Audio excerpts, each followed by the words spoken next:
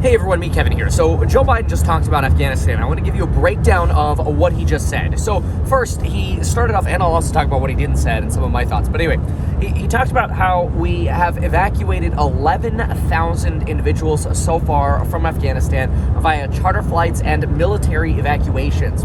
He says the first priority for evacuation is any American citizen or a permanent resident of America. The goal is getting them out as quickly and safely as possible.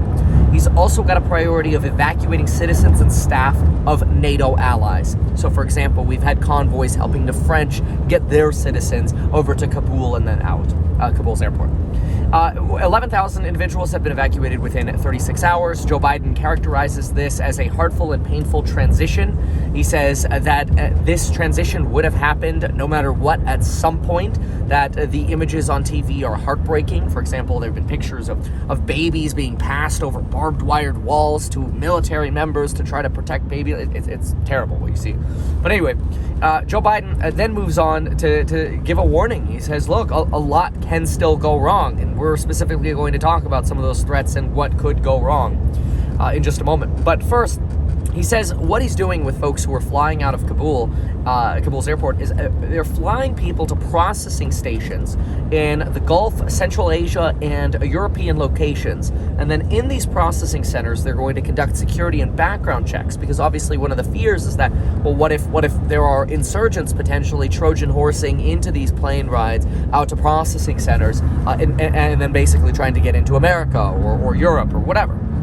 And so he suggests that these processing stations are going to be able to conduct these security and background checks, which I personally always wondered, like, how are you going to do security and background checks? It's not like I can run an Experian credit profile and background profile on somebody in Afghanistan. Now, I'm sure they have their own methods of background checks, but given that entire government just collapsed, I'm a little skeptical. But I think some skepticism is good to have here, so I have no idea how they do background checks like this. Maybe there's like an international database or whatever, but who knows? Anyway, he also mentions that there will be civilian airplanes from our airlines supporting this movement. Once people are out of Kabul, they get to these processing stations. How do we get people from these processing stations to Europe or back to America or whatever? Well, we've got civilian commercial airliners providing support, about 3 to 4 planes from each of the major airlines. He didn't mention any specific names. He did make it very clear, though, and reiterated that folks are not going directly from Kabul to America, that they're going through these security screenings first. And he says now, well, then he goes on to talking about security at the actual airport. And he finally addresses something that has been really big in the media over the last few days. And he talks about the danger of ISIS-K, the Afghani affiliate of ISIS, which obviously we know ISIS is known for IEDs, improvised explosive devices, car bombings, suicide bombings. These are very clear terrorists. And ISIS is a group that has already issued threats against routes leading to the Kabul airport, which is very dangerous. Now, in response to this, Joe Biden kind of made the suggestion that, oh, well, ISIS is enemies of the Taliban, so they don't like each other. And I think by that extension, he's trying to send this implication that, well, maybe the enemy of our enemy is somehow, I'm going to butcher the way I'm saying this. Let me put it this way.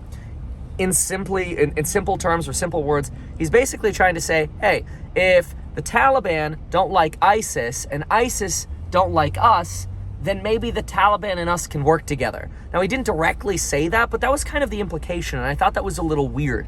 I think the Taliban does not necessarily have to like us just because we have a common enemy in ISIS. So I was a little confused by that, because we want to be real. The Taliban taking over 300,000 service members worth of M4 carbine rifles, tens of thousands of Humvees, hundreds, if not thousands of helicopters, night vision goggles, Boeing drones. I'm not talking like DJI drones. I'm talking about weapons-grade drones, right? This is a problem, okay? All of our military equipment is now in the hands of the Taliban. In fact, the Taliban are posing for the media, wearing our body armor and holding our rifles and showing off all their new uniforms. It's incredible. It's very, very sad. But anyway, ISIS-K is a big threat. And again, I've made my position clear about Biden's implication here. I don't think that's an appropriate correlation that he's trying to apply. But anyway, ISIS, big threat. So we're concerned. Media is concerned. People are concerned. Military members are concerned about this potential or the potential for car bombings and suicide bombings. So big issues. Now, Joe Biden in Q&A did talk about having started to extend the perimeter around the airport, extending the safe zone around the airport, because we've got the American embassy in Kabul and staff members there freaking out saying, hey, we have no safe passage to get to the airport, and we don't think we can get out of here. We think we're going to end up dying trying to get out of here. It's very devastating, some of the things happening on the ground. Now, Joe Biden then goes on to respond to this question about how do you respond to people who now disapprove of you for potentially mishandling this withdrawal, now saying maybe you're no longer competent and effective. This was a question from a reporter. And he responded to this with his sort of his usual argument saying, look, the decision is we withdraw now, or do we withdraw in 5 years, 10 years, 20 years? Like, how long are we going to stay there? So he says the decision is actually very basic. It's either we withdraw now or not. And he doesn't want to see any sons or daughters get sent to Afghanistan anymore. He says it's expensive. It's $150 to $300 million per day. And I'm not sure if he's extrapolating the earlier costs of the war, where the war was a lot more expensive. But it's worth noting that we haven't lost a service member in Afghanistan in over 18 months. And obviously, big honor to all of the veterans and servicemen and women in our country. But this is something where we look and we go, wait a minute. Yeah, I mean, we had 2,500 troops there. Folks weren't actively dying in Afghanistan anymore. We had some relative stability, and we didn't have an entire government take all of our weapons and essentially run away and hand them to an enemy of ours, the Taliban. Now, this is important because really we look at that maintenance level, and anybody can Monday morning quarterback, but we look and go, would it have been worth leaving a maintenance level of troops, kind of like a maintenance pill, as an analogy I like to use? If you had asthma, if you had a maintenance pill and you keep stability, at least you're not in the hospital. I mean, it's obviously too late to go back and change anything, but right now with what's happening, it's kind of like we're in the hospital. It's just a personal analogy I use for this. I also think we've got a massive failure, this is my personal opinion, massive failure of leadership in Afghanistan. One of the reasons why people often wonder, why didn't the Afghani police fight? Why didn't the Afghani armed forces fight? They had all the tools they needed, but they didn't have the leadership. The leadership collapsed, the leadership fled, so of course everybody else fled. It's very, very devastating what's happening there. Obviously, my heart goes out to everybody in the region affected by this. But Joe Biden goes on, so I want to clearly separate my opinion from what Joe Biden said. Joe Biden goes on to respond to a question from a reporter who asks, do you trust the Taliban? And Joe Biden responds and says, I don't trust anyone, including you, which I didn't think it was right to make a comparison between a reporter and the Taliban. I think that was really just a way of diverting the question, but okay. Anyway, then Joe Biden is asked, have the Taliban been honoring their commitments? And he says, look, they're a ragtag force. They don't even necessarily have control over their entire force. At the end of the day, we just have to stick to, we've got to leave. And so that's Joe Biden's opinion. Joe Biden does make the argument that China and Russia loved us being bogged down in Afghanistan.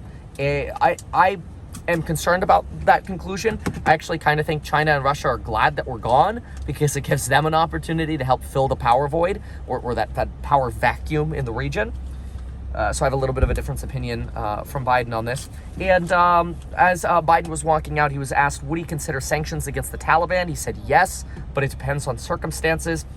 As he was walking out to the door, he was also asked one more question about ISIS and the future of ISIS and this ISIS-K threat, and he did not answer that question beyond what he had answered previously, and then disappeared. So that was the end of the press briefing. Thank you so very much for watching this video. We'll obviously stay tuned to see what happens here. Thanks so much.